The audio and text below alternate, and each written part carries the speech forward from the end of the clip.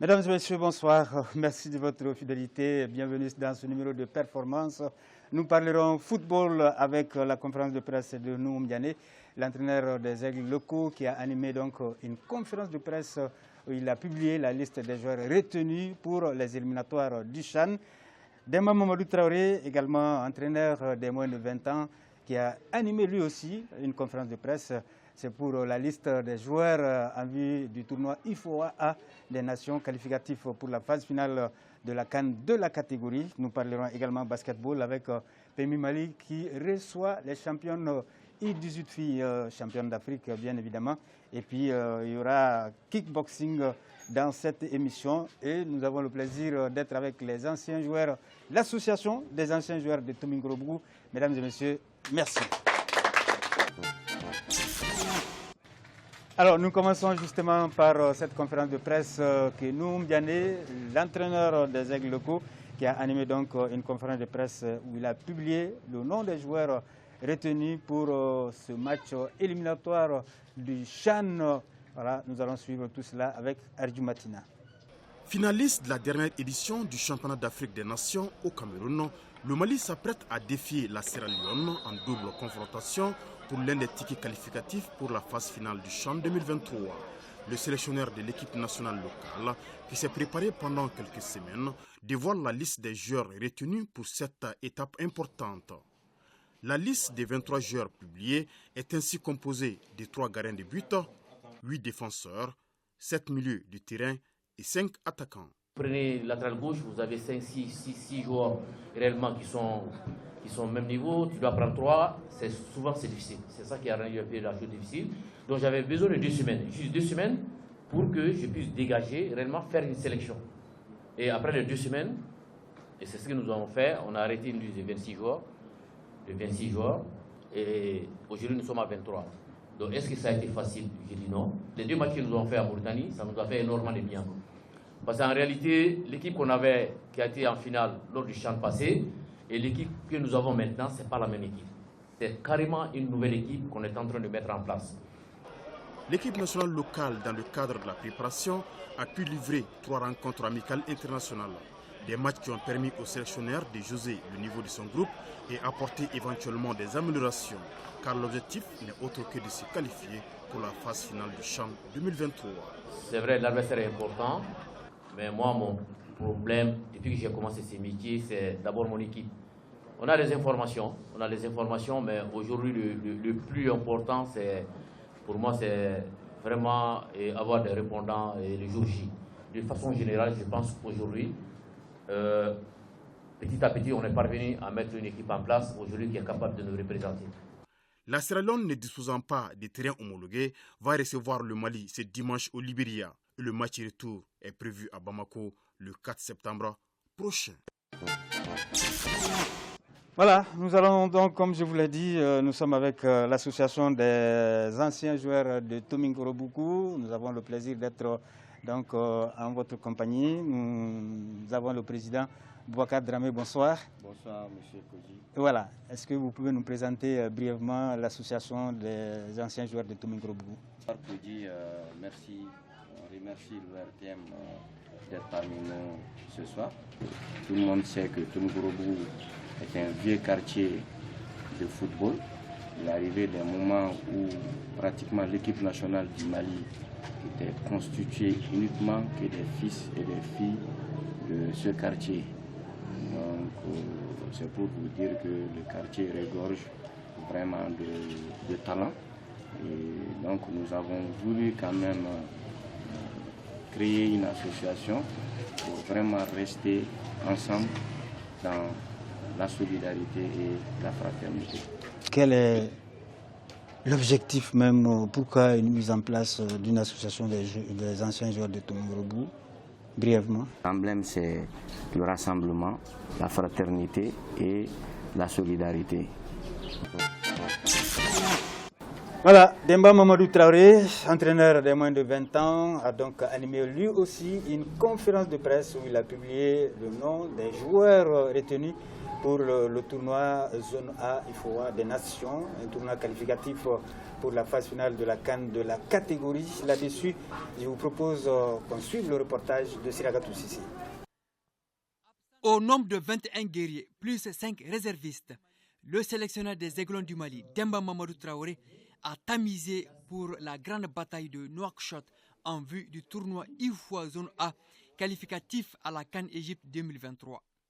En se basant sur l'ossature des cadets de 2021, le technicien des Aiglons a ajouté au lot 2 professionnels. On s'est beaucoup plus basé d'abord sur la compétitivité. Sur la liste, on a des joueurs qui ont 34 journées de championnat dans les armes, s'il vous plaît. Il y a des joueurs qui ont 20 journées de championnat.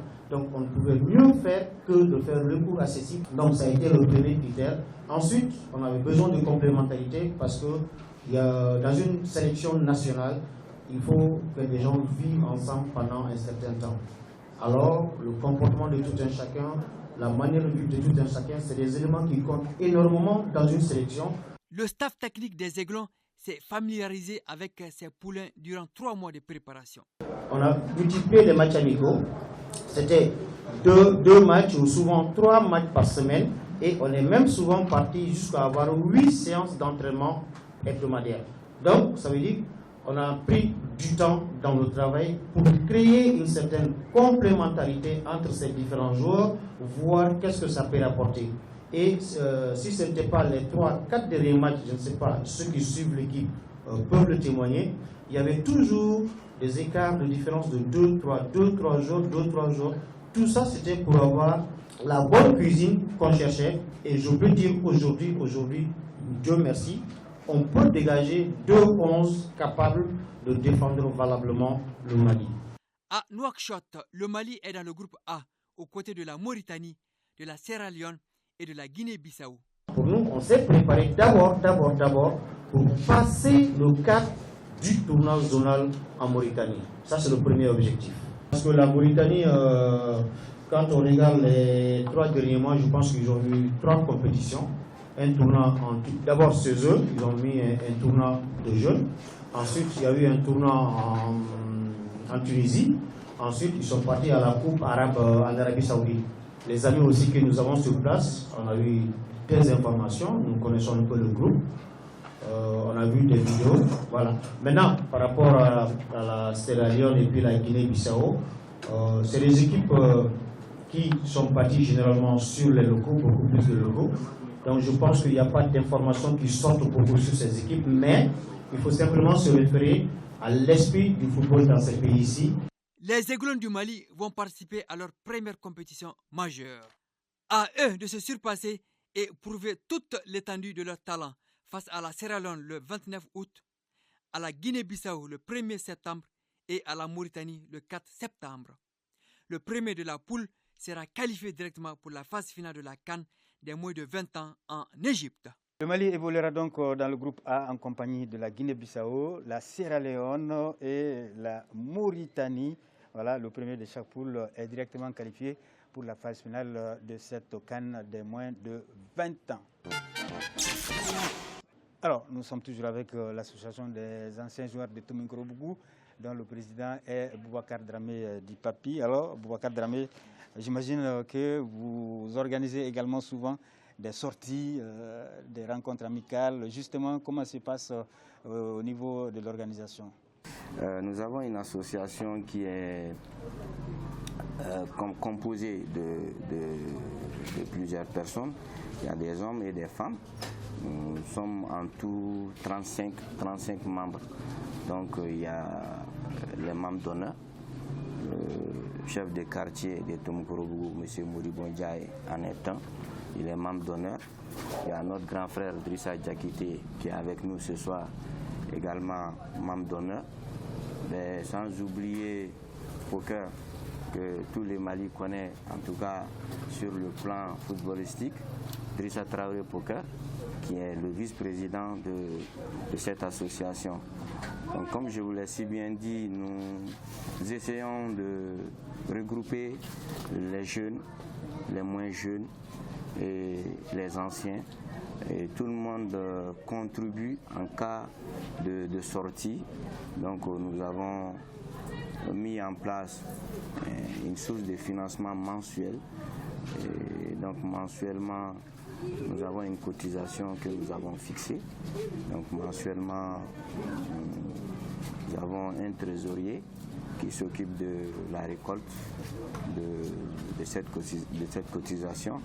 Et hormis cela, nous avons également mis à la disposition des membres des cartes de membres que nous vendons également. Donc à côté de ces mobilisations de ressources, nous avons également les dons, les aides et les contributions volontaires. Voilà, donc c'est avec ces moyens que nous essayons quand même d'organiser les sorties. Nous avons institué quelque chose que nous faisons pratiquement chaque samedi. Donc nous essayons, on essaie de voir parmi les autres, dans les autres quartiers, les anciens footballeurs. Voilà, on les convoque, ils viennent jouer avec nous pratiquement les samedis. Alors nous parlons à présent de Coupe Assimi Goïta, Super Coupe Assimi Goïta, qui regroupe donc pratiquement les équipes de masse de toutes les régions. La compétition bat son plein au stade de Mamadou Konaté et il y avait deux rencontres intéressantes. Eh bien, la victoire de Gao dépend de Tombouctou 2-0 et Sikasso qui s'est imposé face à Kidal 3-0. Les rencontres suivies par Bourema Diallo. L'équipe de Gao en vert et celle de Tombouctou sont face à face pour l'un des derbys du Nord dans le groupe B. Connaissant déjà les deux premiers résultats du groupe, les deux formations ont à cœur de remporter les 3 points. Pourtant, le début des rencontres est timide. C'est jusqu'au 25e et 26e minute que l'assistance a eu droit aux premières actions du match. L'équipe de Gao se montre réaliste et ouvre le score à la 39e minute par Mamadou Ibrahim. Ensuite, les joueurs de la cité des Eskia poussent et doublent la mise juste avant la mi-temps par Afini Baka. En seconde période, les Tombouctiens rehaussent leur niveau par rapport à la première partie, mais ils s'inclinent par 2-0. C'est un tournant de la paix, de la cohésion sociale entre tous les enfants du Mali. Aujourd'hui, on est là à Bamako, tous les régions sont représentées, plus le gouvernement. C'est une fierté. On remercie le donateur, monsieur le président. A très bien joué, l'équipe a bien joué. Malheureusement, on n'a pas pu concrétiser nos actions et cela nous a coûté cher. Donc c'était une très belle équipe de Gao et de Tombouctou. On sait que c'est le début du Nord, ce n'est jamais facile. Donc l'équipe la plus chanceuse a gagné. Tombouctou n'a pas démérité parce qu'on a, vous l'avez dit, on a produit beau football. Mais le football, c'est les buts, il faut marquer les buts pour pouvoir gagner le match. Auparavant, l'équipe de Kidal en blanc recevait celle de Sikasso. L'équipe de la capitale du Kénédougou marque à la 25e minute par Daoudassi. La pause intervient sur cet avantage des hommes de Alassane Sanogo. Au deuxième acte de jeu, les joueurs de El Kébiche essayent de revenir, mais les Verts de Sikasso conservent leur avance et tuent le suspense en marquant 2 autres buts au 80e et 89e minute par Amidou Diarra et Adama Sissi.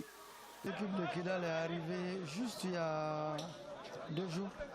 Donc, ils sont arrivés avant-hier dans la nuit et on a eu juste un seul contact. Donc leur arrivée a été, on pensait que Kidal allait amener au moins une équipe complète, mais ils sont venus avec 12 joueurs. Donc on était obligés, les équipes de la Ligue de Kidal qui jouent à Bamako ici, on a essayé un peu de colmater avec ça. Et voilà ce que ça a donné. Je suis très content, et surtout c'est un début.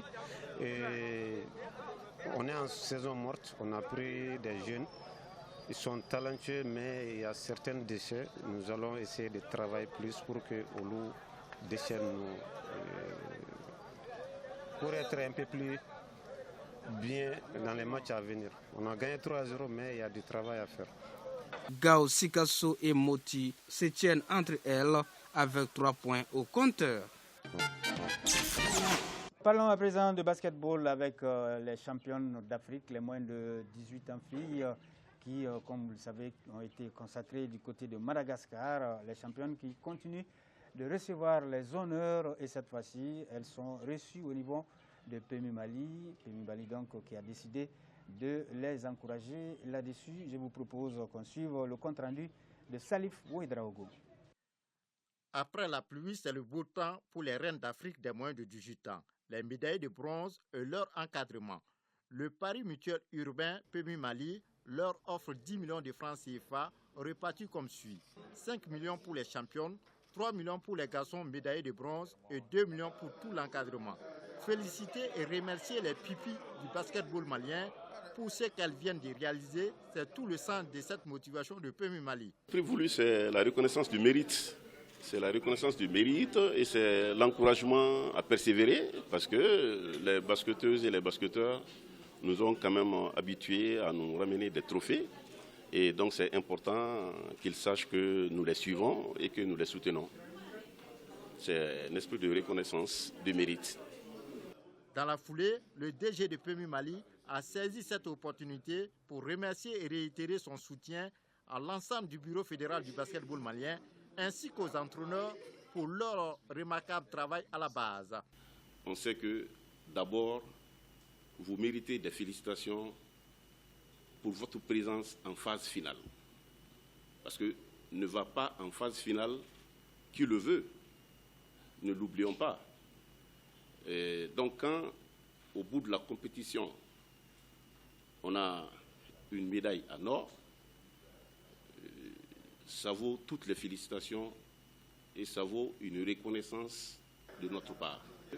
Dans les prochains jours, nous nous engageons à diligenter la signature d'une convention de sponsoring avec la Fédération malienne de basket. Le bureau fédéral, pour sa part, apprécie l'accompagnement et souhaite davantage le soutien du peuple malien pour cette génération. On est très content d'être reçu par PMU Mali. Je peux dire aux autres partenaires de venir vers le basket. C'est avec le basket qu'il y a plus de publicité parce que nous on sort partout dans le monde entier. Le drapeau malien est partout dans le monde entier et l'hymne national est chanté partout dans le monde entier. Donc on demande aux autres partenaires de venir soutenir ce basket-là qui est pour nous tous. Et à travers le basket, eux aussi seront connus dans le monde entier. Ce fut également une aubaine de réaviver la flamme du partenariat gagnant-gagnant entre la Fédération malienne de basketball et le pari mutuel urbain. A noter que les reines d'Afrique de moins de 18 ans ont hissé haut les couleurs nationales à la faveur de l'Afro-Basket tenu du 4 au 14 août à Madagascar. Nous sommes toujours avec l'association des anciens footballeurs de Tomikro-Bougou, dont le président est Boubacar Dramé. Boubacar Dramé, on sait qu'en de pareilles circonstances, c'est le social vraiment qui est très très important. Là-dessus, comment se passe des anciens, parce que c'est des anciens qui ont tellement donné qu'à un certain moment de la vie, eh bien, ils ressentent la fatigue de cette longue carrière footballistique. Et l'important pour vous, justement, c'est de les accompagner socialement. Qu'en est-il? Tout à fait. Merci, Kodji. Vous me faites penser tout de suite à Boubacar Viedjan Traoré. Vraiment, que c'est un homme très sérieux. Tout le monde le connaît, pas seulement dans le domaine footballistique. Ça fait bientôt 1 an que nous évoluons ensemble, les samedis surtout. Mais malheureusement, il y a une circonstance malheureuse qui s'est produite il y a 3 semaines de cela. Et donc, il y a un pied qui a cassé. Et donc, j'avoue qu'au nom de toute l'association, au nom de la famille de l'association des anciens footballeurs d'Ntomikro-Bougou, nous adressons vraiment nos souhaits les plus ardents pour le rétablissement rapide de Viedjan. On veut qu'il nous revienne rapidement pour qu'on joue ensemble. Voilà également membre de cette association des anciens footballeurs de Tomikro-Bougou, l'ancien arbitre international Modibo Ndiaye. Modibo Ndiaye, bonsoir. Bonsoir, Boudji. Comment justement on retrouve cette ambiance où on ne remarque pas cet écart d'âge entre vous? Alors, comment ça se passe ici? C'est une ambiance entre anciens joueurs, arbitres, basketteurs, tout le monde s'est mélangé. Mais il y a une grande solidarité entre nous. moi ça m'a plu d'être parmi eux. Je peux dire que je suis le plus âgé, mais tout le monde me respecte. On se salue, on discute, mais il n'y a aucun problème entre nous. Et ensuite, quand vous voyez les statuts et les règlements de cette association, c'est une association qui n'a pas de but lucratif. Et les gens s'entraident entre eux, on s'assiste, que ce soit dans le malheur comme dans le bonheur. Quand Viedjan a été blessé, c'est tout le monde qui s'est transporté à l'hôpital pour aller le voir. Bon, ça, c'est un geste que l'intéressé ne peut pas oublier. On va aborder maintenant kickboxing, c'est sport d'origine arabe, avec la mise en jambe de certains athlètes maliens. Vous le savez, cette compétition et cette discipline qui est en train de gagner du terrain ici au Mali. On met les athlètes en jambe en vue d'un tournoi international. C'était au Palais des Sports Salamatou Maïga et c'est cette compétition qui a été suivie bien évidemment par Bourema Diallo. La salle Salamatou Maïga du Palais des Sports a vibré ce samedi au rythme du tournoi Emerge Mali de kickboxing. Cette duel était au programme dont des internationaux. Dans la catégorie des moins de 62 kg, Abdoulaye Diassana de Dra Kickboxing Club bat Idrissa Traoré au premier round par l'arrêt de l'arbitre. Chez les 63 kg, Mohamed Sanogo de Tempo Club prend le meilleur sur Mandi Sissoko de Gosport. Le combat des 75 kg a tourné à l'avantage de Moussa Boiré de Gosport face à Chekne Diallo de Dra King Boxing Club. Concernant les deux combats internationaux, les athlètes maliens ont dompté leurs adversaires.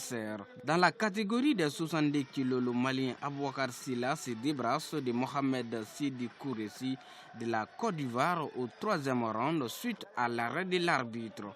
Le grand combat de la soirée a mis aux prises le malien Jean Marco et l'ivoirien Lelou Chris Jean-Kevin Acré chez les 65 kg. Le malien a mis KO l'ivoirien au deuxième round. Ça fait maintenant plus d'un mois, je suis en train de préparer ce combat avec mon coach, tu vois. Et vraiment, c'est ça. Selon moi, là. Bon, vraiment, bon, on est en train de faire ça. Avant que nous ayons l'opportunité de saisir. Bon, mais nous devons faire là. Parce qu'on veut encourager. On a décision de faire ça, on veut tout là. Très fiers de nos athlètes. Ils ont montré que vraiment ils savent faire. Ils ont la connaissance. Donc on a fait la première édition. Donc ça s'est bien passé. Donc cette fois-ci, ça c'est le tournoi qualificatif. Nos athlètes ont un très bon niveau. Ils se sont bien entraînés et ils ont gagné. Et j'ose espérer qu'en novembre, ils vont faire mieux. À l'issue de ces combats, Abouakar Silla et Alou Diarra se sont qualifiés pour le tournoi mondial Emerge prévu en novembre 2022 au Pays de Galles en Grande-Bretagne. Au rayon des récompenses, Abouakar Silla du Mali remporte le trophée tandis que Jean Marico s'adjuge la ceinture du tournoi Emerge de kickboxing. Nous avons donc Moriba Diakité, qui est donc également membre de cette association. Moriba, bonsoir. Alors, c'est vrai, après la retraite d'un joueur de football, souvent, on ne sait pas où aller, on ne sait pas la destination. Et souvent, il y a des joueurs qui restent probablement à la maison sans savoir que faire. Est-ce que cette association est un moyen pour vous vraiment de mettre la tête, franchement, dans une activité vraiment? Cette association a été une chance pour les anciens joueurs. Une chance pour les anciens joueurs de leur donner une seconde chance. De leur donner des occupations. Par exemple, je prends l'exemple, par exemple, poker. Nous, on était très jeunes, les Mouroubou Sidibé là.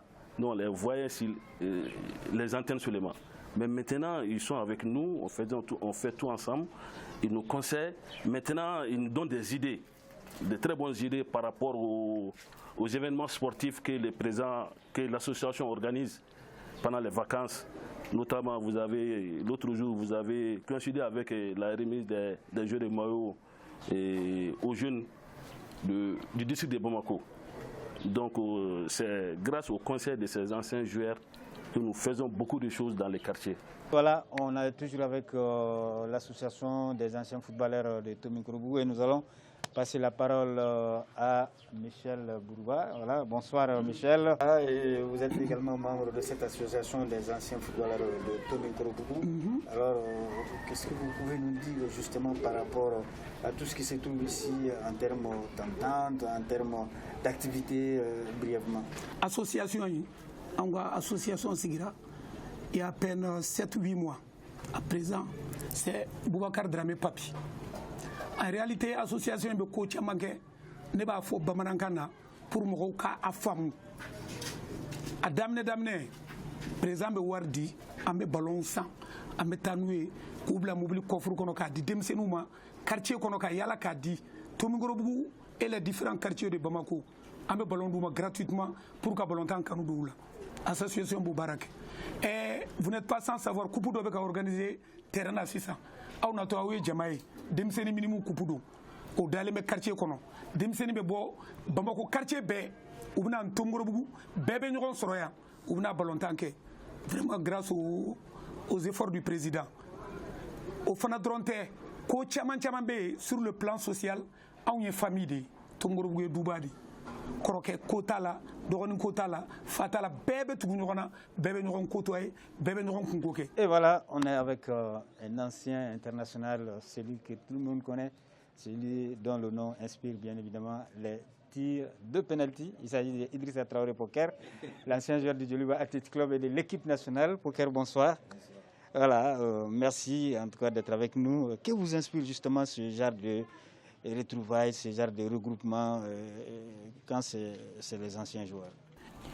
Quartier Nkona ni regroupement façon à émigner ne peut pas faux parce que quartier Nkona en Gondogoleno mais c'est ça ambe kanga bo chogodi parce que modo on a une initiative doye pour que anga finka anga sekaye.